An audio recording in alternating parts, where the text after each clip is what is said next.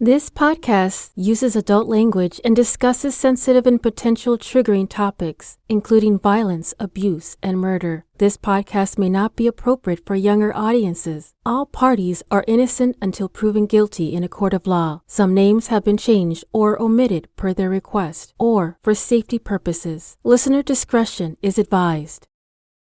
Hola mis hermosos humanos, mi nombre es Jasmine Castillo y bienvenidos a Manos Fuera de mi podcast. Hello my beautiful humans, my name is Jasmine Castillo and welcome to Hands Off My Podcast.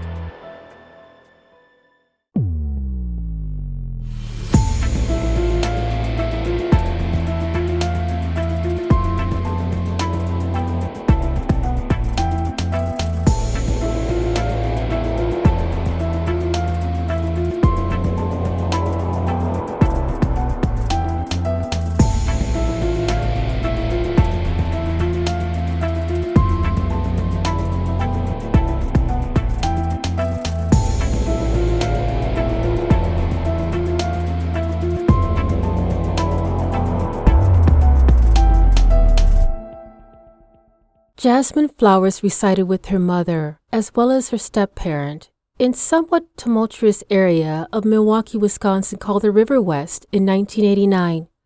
Her life didn't even begin, but at the age of 9 years old, it took a painful turn and continued to spiral down into drugs, alcohol, foster care, and later on in her teen years, a runaway. This is Jasmine's story.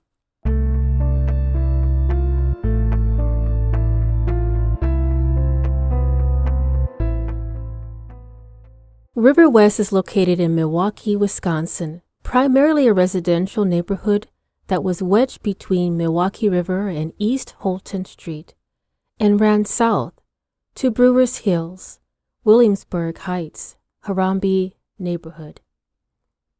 Riverwest was a place of many festivals, an annual bike race, local bands, even the largest walking tour, Riverwest Art Walk, as well as neighborhood parties here and there. Even though this was a place where you could raise your family, it also had problems in the 1980s and 90s. There was a high percentage of crime involving drugs, gangs, prostitution, and violence. Even compared to 2020, on top of the deadly pandemic and the rising tension between public and police, Milwaukee has been tormented by homicide rates not seen in a city since the crack epidemic of the 1990s. Jasmine's parents, Kim and Ken, were married soon after graduating from Rufus King High School in 1975. Both parents traveled the world after they enrolled into the Air Force around the same time. And because of that, Jasmine was born overseas in Japan in December of 1977. Unfortunately, 1979, her parents divorced when she was 2 years old because of the domestic abuse and mental instability from Ken. After the divorce, Kim continued to travel with Jasmine back and forth from the States to the UK until 1984. Jasmine and her mother came back from overseas while visiting Jasmine's maternal grandmother, Mary, in Milwaukee. She was able to be reintroduced to her absent father of 7 years for the first time. Unfortunately, that night turned into something that Jasmine struggled for the rest of her life. Her father had begun to sexually molested her underneath the roof of his own mother's home, and Jasmine believed that this was what fathers do to their daughters when they spend time. Jasmine and her mother once again left Wisconsin and traveled back to England to stay for another 4 years without telling a soul of the encounter. In 1984, Jasmine and Kim lived in England during that time. Her mother married her second husband, Greg, living outside of Upper Hayford, England, and this is where the physical and emotional abuse began.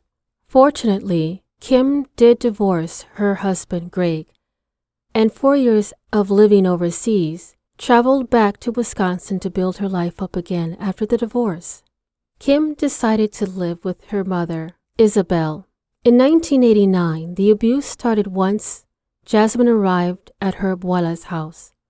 Constant blame and banning the child from doing anything in the home because of her race. Unfortunately, staying with Kim's mother was short-lived because Jasmine was expressing her anger and curiosity by rebelling to the behavior from abuela. And because of an incident that was created by Jasmine, Kim and her daughter had to move out within a few months. Once Kim found her place in the Riverwest, Milwaukee, emotional and physical abuse started again. Kim was angry at her daughter for not respecting the home and took it out on her. Kim found a nice duplex off of Bremen and Wright, located in Riverwest, Milwaukee, and started dating again with another man named John.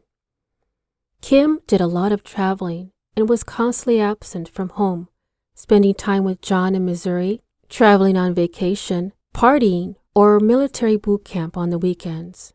During this time, Jasmine became a latchkey kid, preparing her meals, completing her homework, from chores to property maintenance. John and Kim finally decided to get married and moved in quickly after. Of course, everything is perfect at the beginning of a marriage. Some marriages succeed and flourish and become strong together in all the positive ways a marriage couple should be. However, it became twice as much physical emotion abuse towards Jasmine. During home visits by John's son, his son also took advantage and began to sexually assault Jasmine. Jasmine started to shift her behavior even more, that it started to affect her attitude and grades in school. In court documents from the year of 1991, it was identified that Jasmine was suspended from school because of verbal altercation with the teacher and was suspended for 3 days. School usually contacts the first person, which is the mother or father, or at least a guardian. So that evening, in the middle of the night, Jasmine reported that her mother and John stormed through her bedroom, waking her up. Mom was holding a wooden spoon, preparing to punish her for not informing her of the suspension. As Jasmine recalls that this has happened multiple times, either with whatever is lying around, she says. It became such a constant thing that Jasmine was immune to the abuse from her mother. But that evening took a horrible turn when the stepfather, John, noticed that Jasmine was not reacting to the pain being inflicted upon her. And John reached for the nearest object, an oak ruler with a plated gold siding, and began to slash marks on her legs and on her right arm, which was a defensive wound. Jasmine returned to school after the suspension of 3 days. The teacher identified that Jasmine was not acting like herself and requested a school counselor to set her aside. Jasmine finally opened up to the school counselor and revealed the long marks running down both legs and an arm, and a bruised fingerprint on her left forearm, where the stepfather was holding her while whipping at the same time. Law enforcement was called to the school to take the child downtown for a physical abuse report, pictures, and to charge John with child abuse. According to Wisconsin statute, unless the child otherwise requests the guardian ad litem shall communicate to the court the wishes of the child as to the child's legal custody or physical placement, has a law that says any child over the age of 12 during a family or domestic violence situation, the child can choose to live outside of the home. Jasmine chose to live with her father, Ken, who was the only person that she knew at the time. There was no one else in the family that she could turn to in this situation. So in 1991, Ken came along with her dog, named Lad, and headed back to Minneapolis, Minnesota. Ken recently purchased a complex. During her time, she lived by herself in one of the 4 apartments, yet later moved in the same apartment with her father.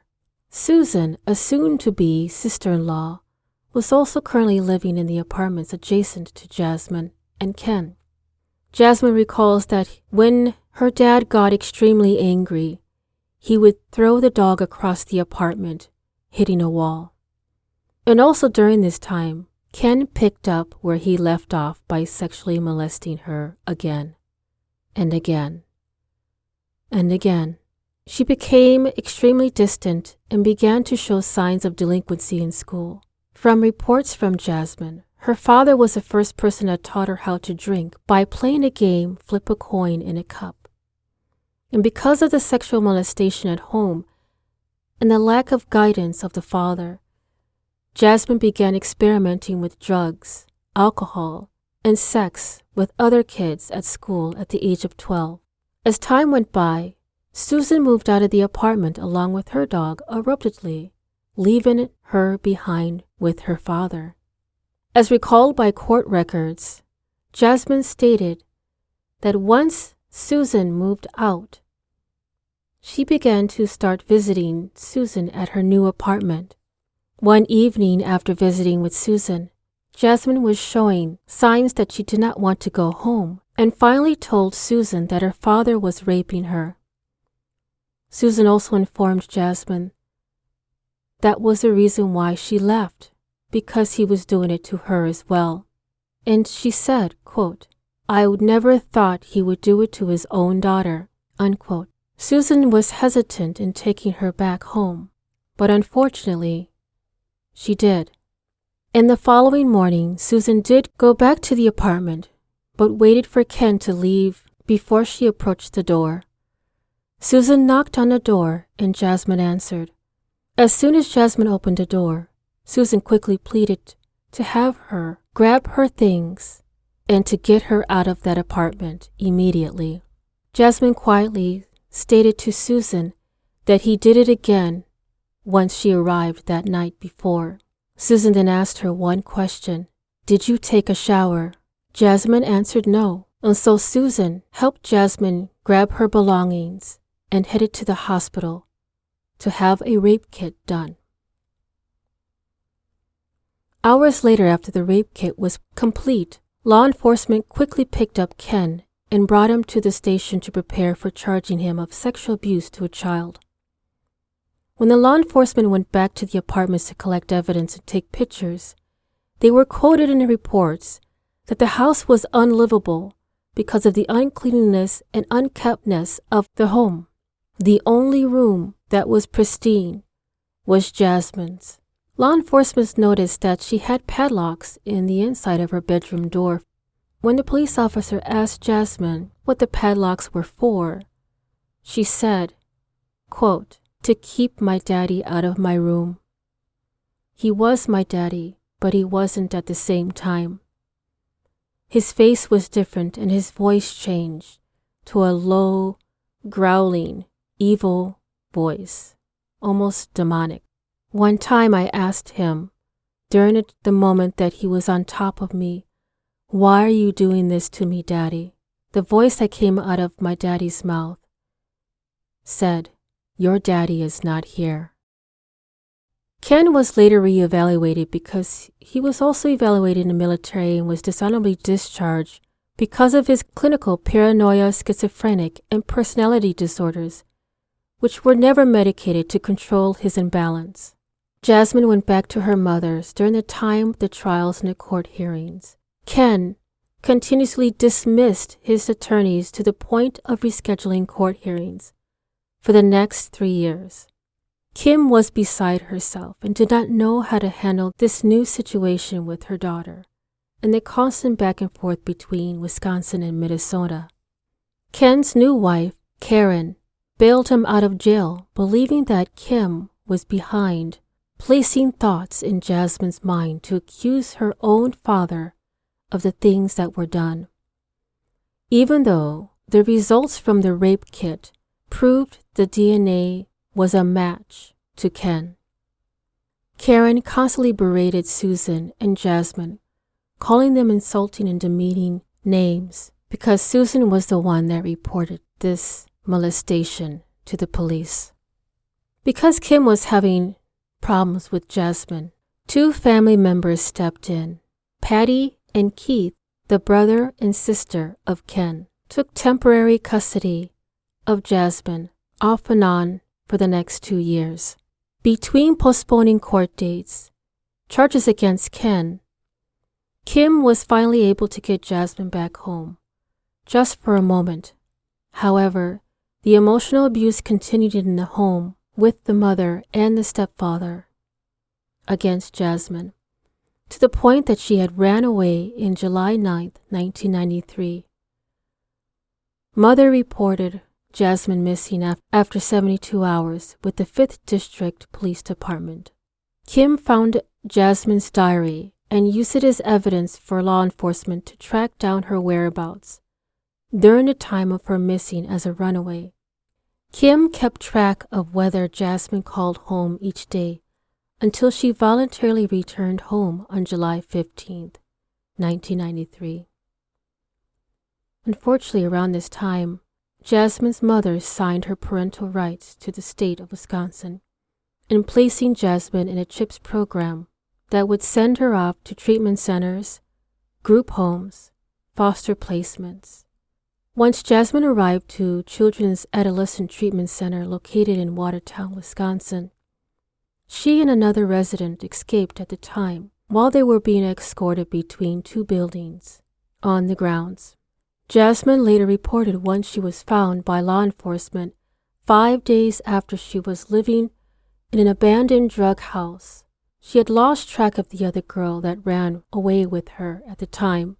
Law enforcement also identified that they just pulled out a body of a girl from the dumpsters behind the same block radius.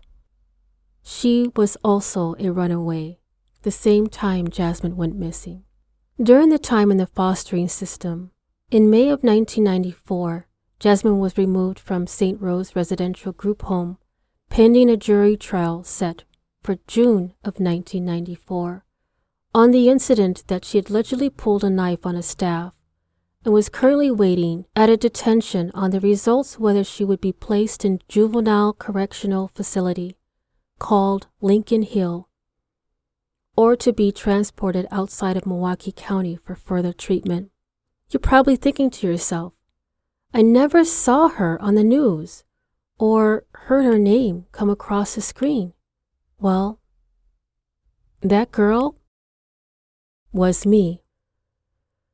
I am like many people of color that go missing or run away or murdered, like the girl that was found in the dumpster behind the drug house that I stayed. What happened to Ken Flowers in the end? Was he ever charged for sexual molestation against me? Well, the answer will probably shock you, but no, he still walks around free today. There is a breakdown in family.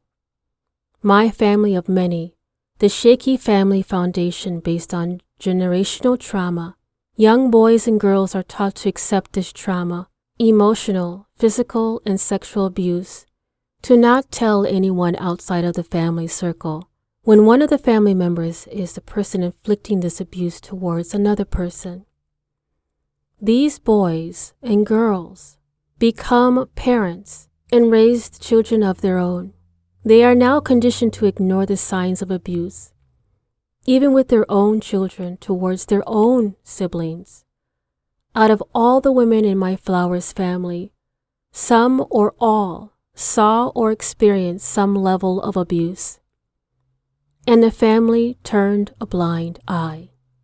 This is what happened on the situation with my father. His own mother saw the signs, knew he had these evil urges raging in him, and yet turned the blind eye when he inflicted his chaos onto his siblings, his daughter, and many unknown counts of other women. 1 in 5 women in the United States experience completed or attempted rape during their lifetime. Nationwide, 81% of women and 43% of men reported experiencing some form of sexual harassment and or assault in their lifetime. It is estimated that over 734,000 people were raped, including threatened, attempted, or completed rape In the U.S. in 2018, 40% of rapes and sexual assaults were reported to police in 2017, but only 25 were reported to police in 2018. The prevalence of false reporting of sexual assault crimes is low, between 2% and 10%. Over half, 52.4% of male victims report being raped by an acquaintance and 15.1% by a stranger. The estimated lifetime cost of rape is $122,461 per victim. My bill over the course of 2 years was over $42,000 by the time I left Eau Claire Academy in 1995. 31 years.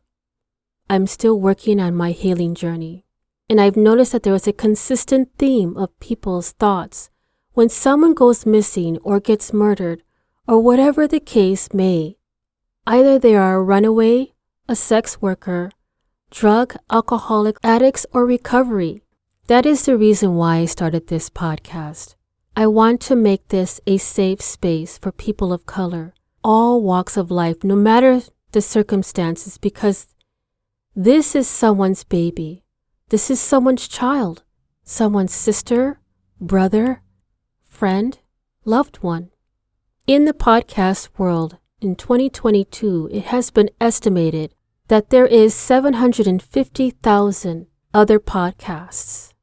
If I can take 30 minutes of your time to talk about their loved ones, damn it, I'm going to do it. It's time to know that the 2 minutes on the news is not enough to give them the respect and honor and the awareness. Your loved ones need the recognition and the respect.